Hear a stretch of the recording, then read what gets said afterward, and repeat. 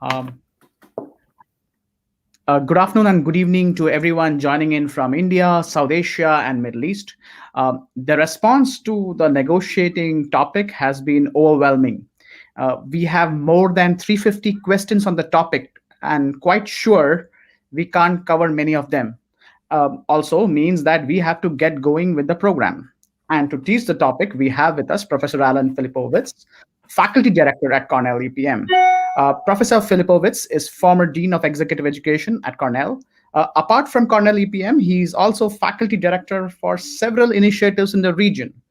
We just stole Professor Allan from some another program that is running parallelly as we speak.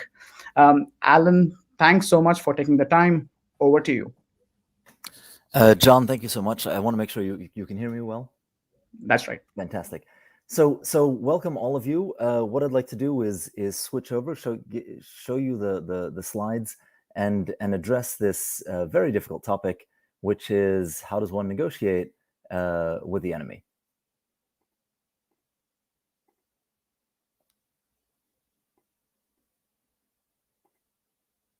Okay, so the basic idea is this: negotiations as a skill is easy, right? A negotiation is easy, and here is how a good negotiation works. We all want everything, but not in the same preference ordering.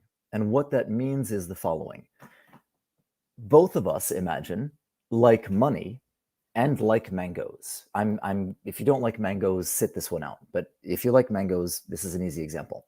We both like money and mangoes. I like mangoes more than the market price of mangoes. That is, my preference ordering is mangoes, current market price of mangoes. You perhaps like money in the amount of the market price of mangoes more than mangoes. So you like money more than mangoes. Now, both of us like money, both of us like mangoes. But because of this inversion of the preference ordering, what happens is I buy mangoes from you. That is, I give the money to you, you give me the mangoes, and we'll both be better off.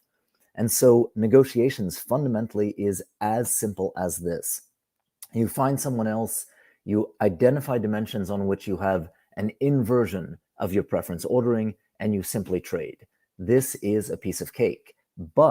But things get a little bit more complicated. You can imagine a less friendly interaction where neither side reveals their relative preference or even the set of dimensions under negotiation. You don't reveal that you like mangoes more than money or vice versa, and you do not reveal even the fact that you're looking for mangoes and you have money, or you have mangoes and you're looking for money. And instead, the two parties throw rocks at each other because they hate each other for historical reasons. Now, I want to be very careful not to create any sort of political faux pas. And in order to do that, what I'm going to do is I'm going to take a completely hypothetical example. So here we go.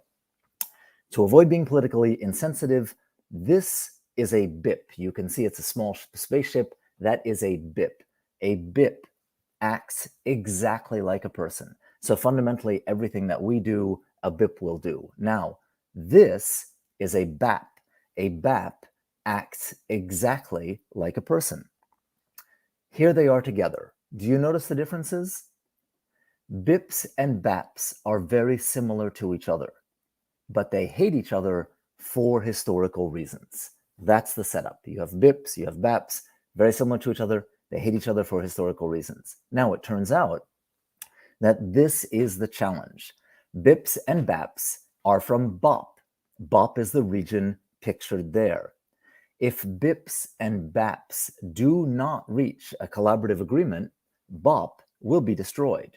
And so the question is, how do you negotiate with the enemy? How do BIPs and BAPs negotiate with each other in a way that keeps BOP from getting destroyed? And that's what we're going to learn today. And we're going to learn that today by covering 6 ideas. We're going to cover 6 ideas. So let's run through them. You'll see at the end of each idea, there's a little thing in italics. That is the thing you should do. So here we go. Idea number 1. This might work. 1 BIP, 1 BAP, right? 1 BIP and 1 BAP might work.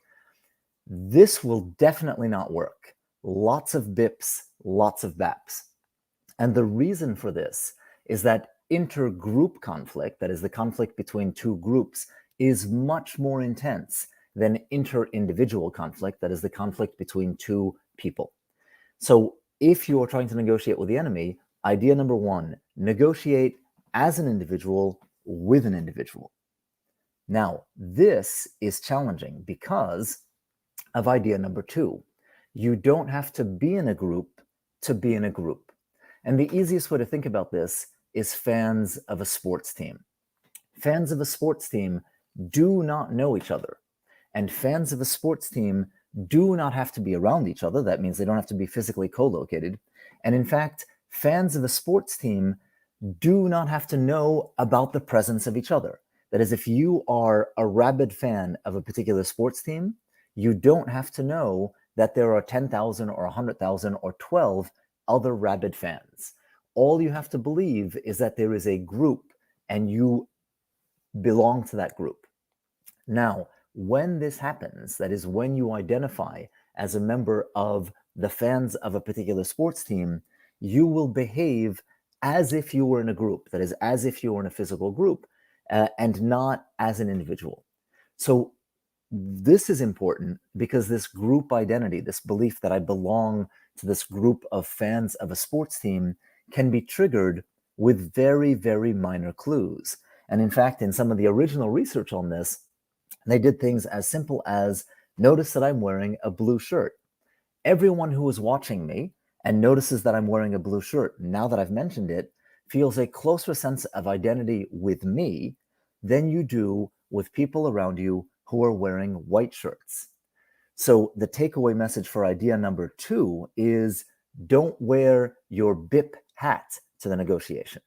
So idea number one is negotiate as an individual. Idea number two, don't wear your BIP hat to the negotiation. Now we're going to get into more complex ideas going forward. And here we go. Idea number three, you are always in the same group. You simply have to find that group.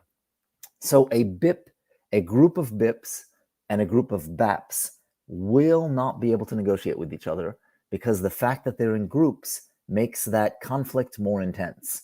One BIP and one BAP might be able to do it. Now, we already know that it takes a very small trigger to have someone identify with a group.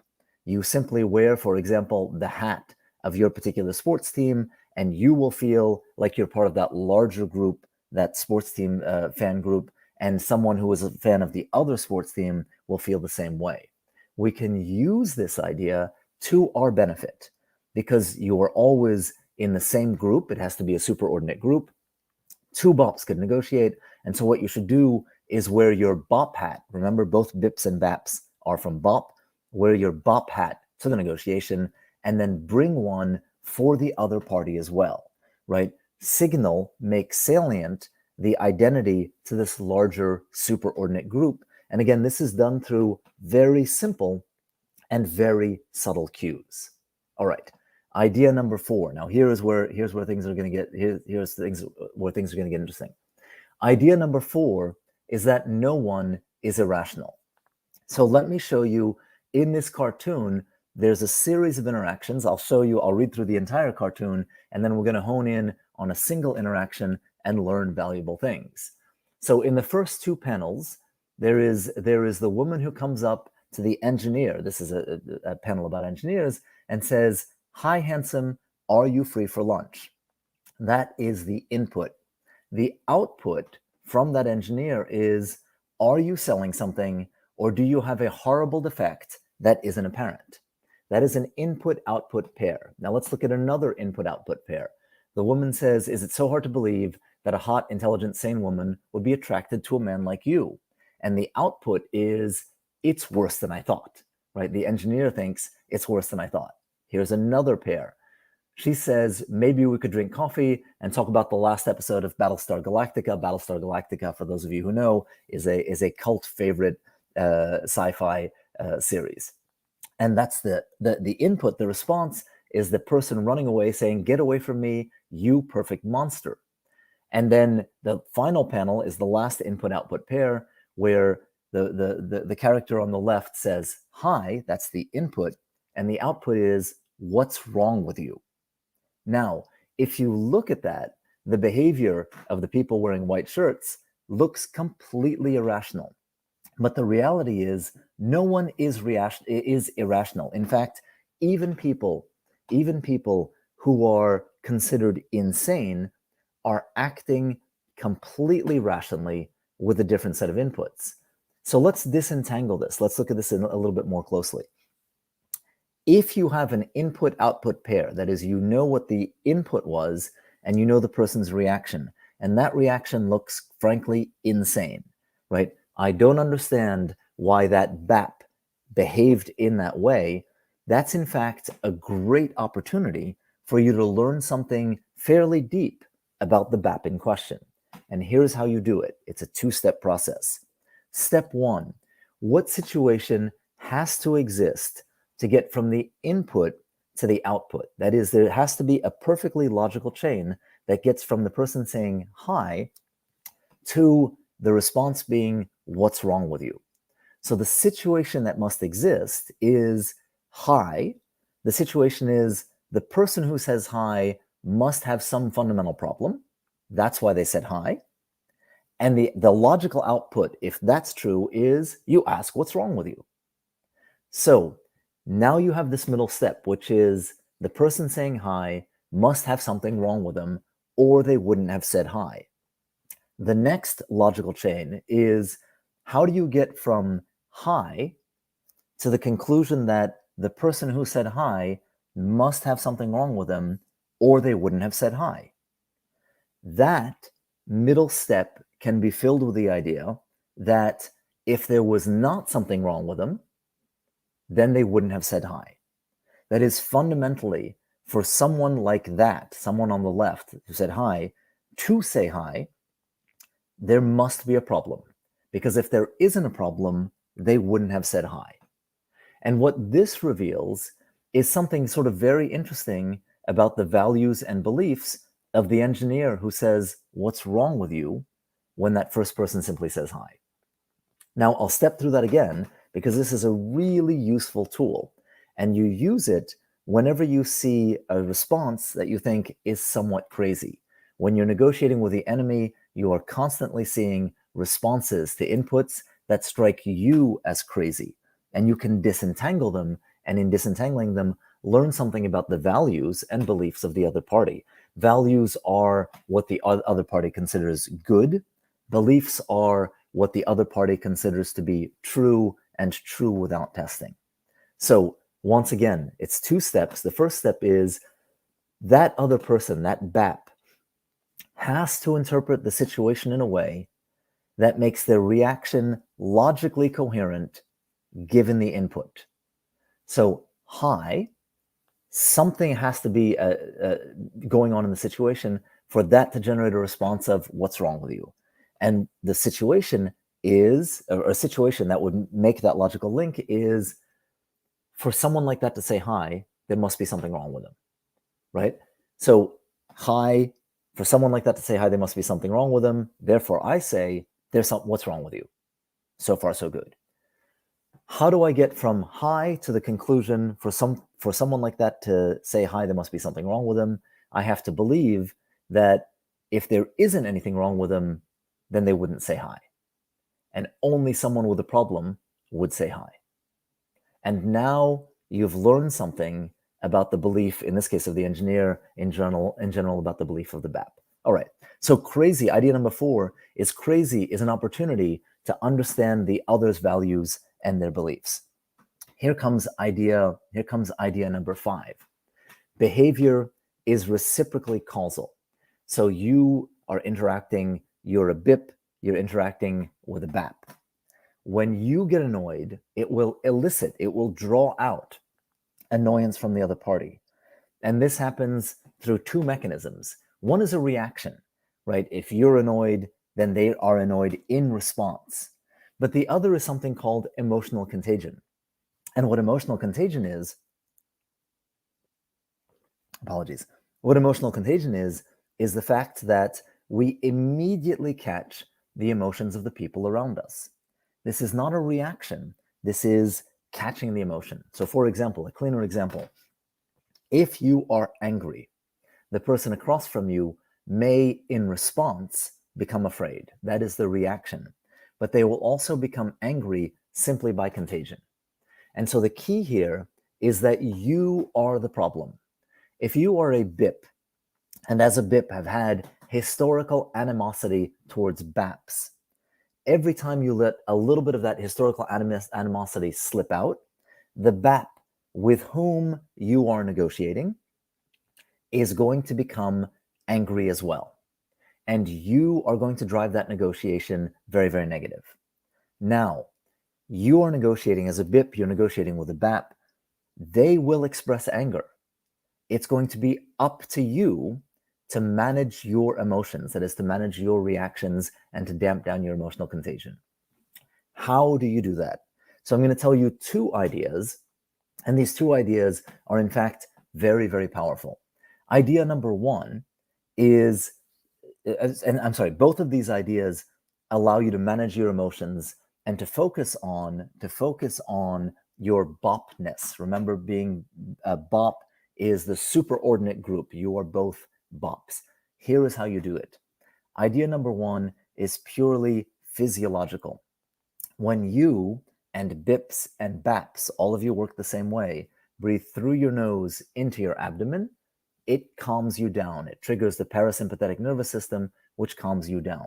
So an easy way to test this, put a hand on your chest, a hand on your abdomen, breathe through your nose. If the hand on your abdomen moves and not the hand on your chest, you're breathing in a way that calms you down.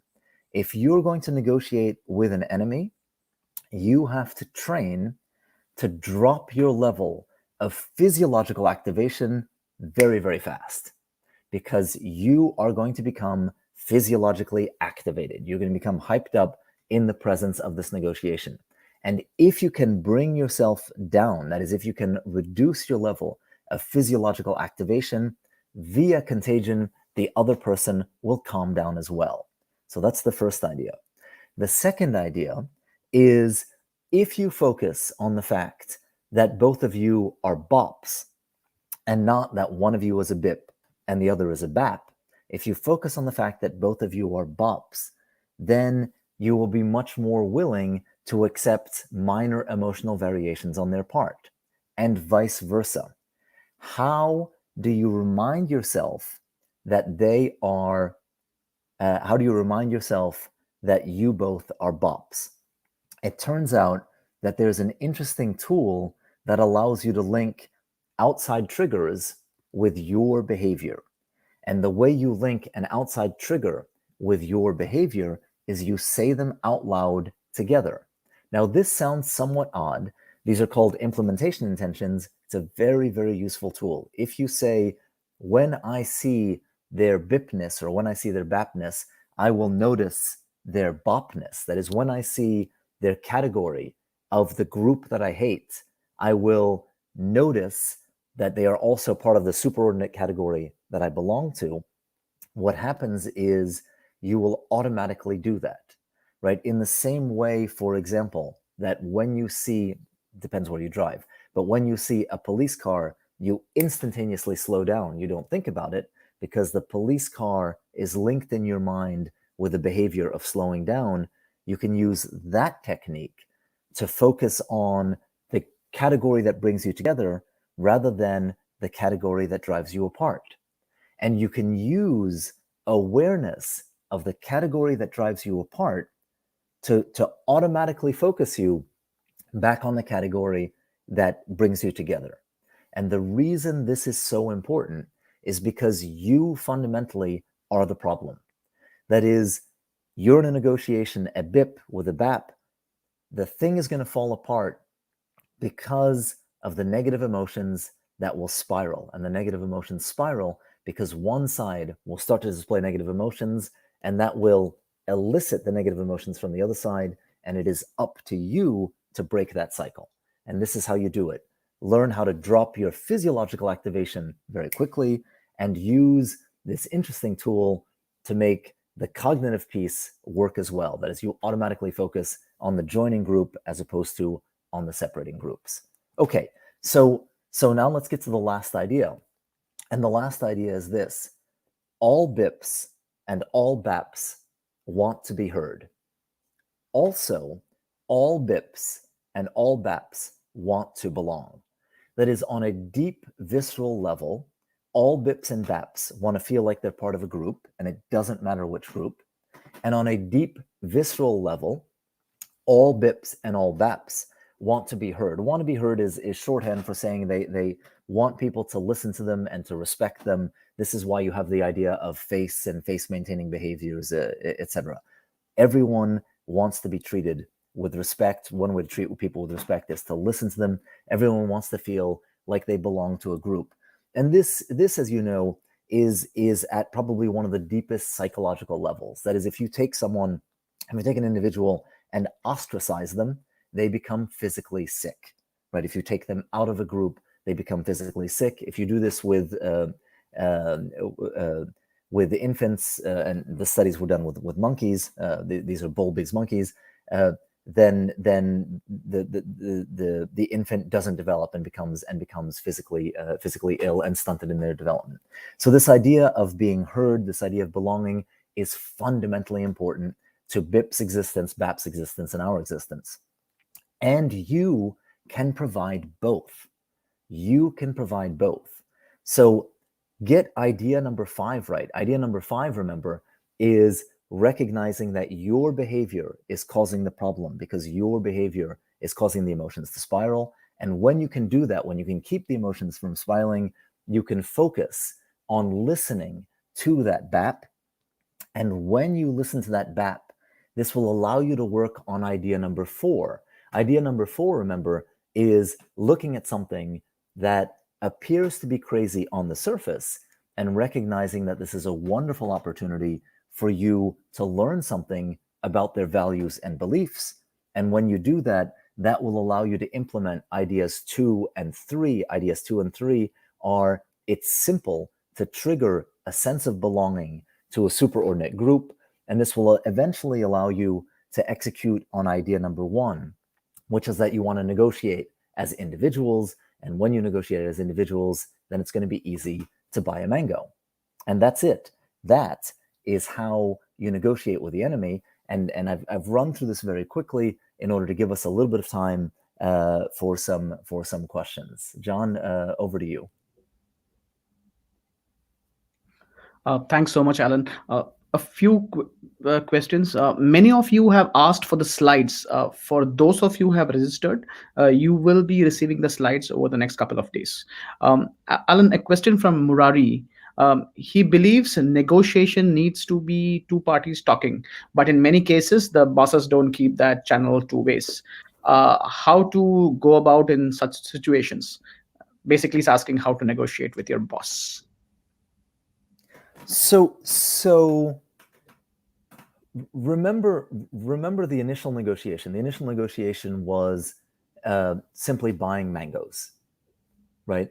And your boss has the equivalent of a pile of mangoes that they need to get rid of, and you have the equivalent of a pile of money and you like mangoes, and your boss is essentially saying the store is shut. Framed in that way, it's silly. It doesn't make sense, right? It's borderline crazy. But now let's go back to idea number 4.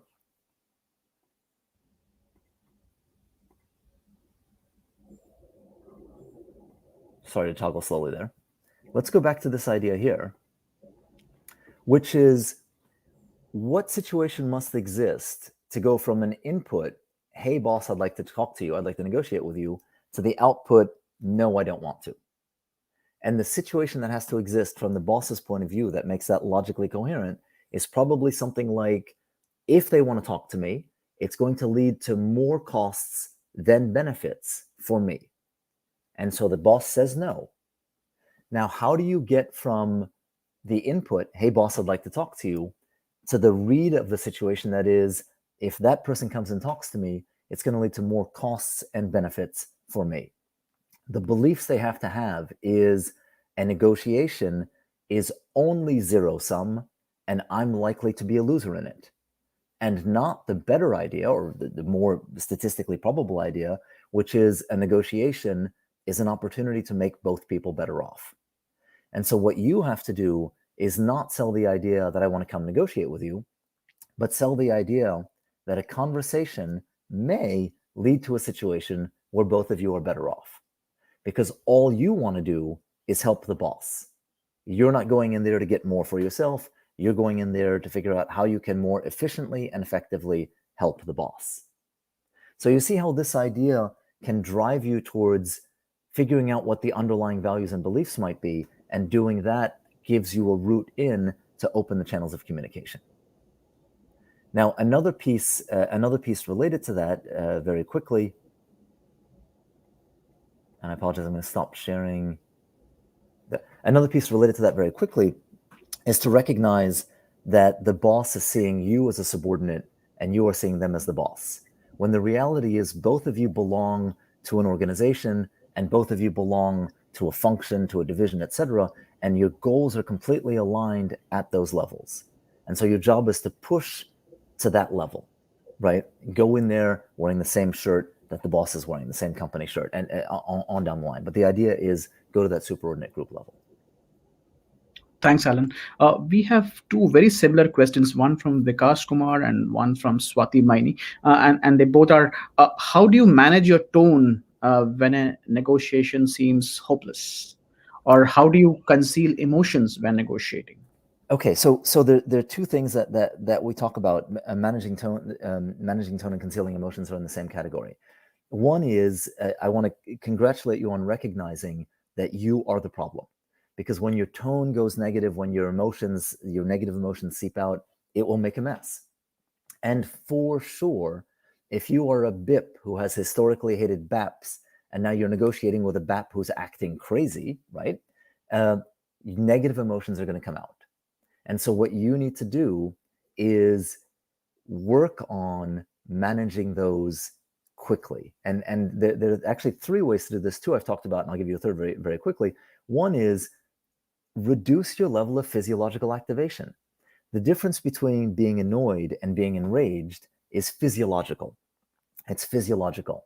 If I am calm and serene, I will appear annoyed. If I'm all hyped up, I will appear enraged.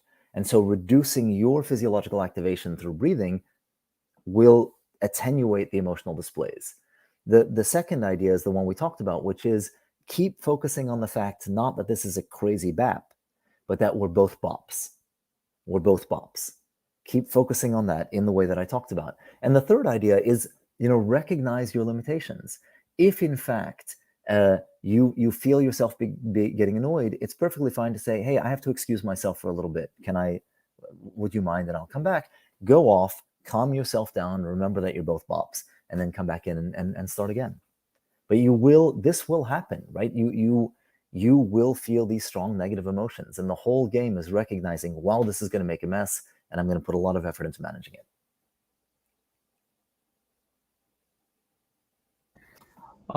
Thank you, Professor, for covering quite a bit of content in just under 30 minutes.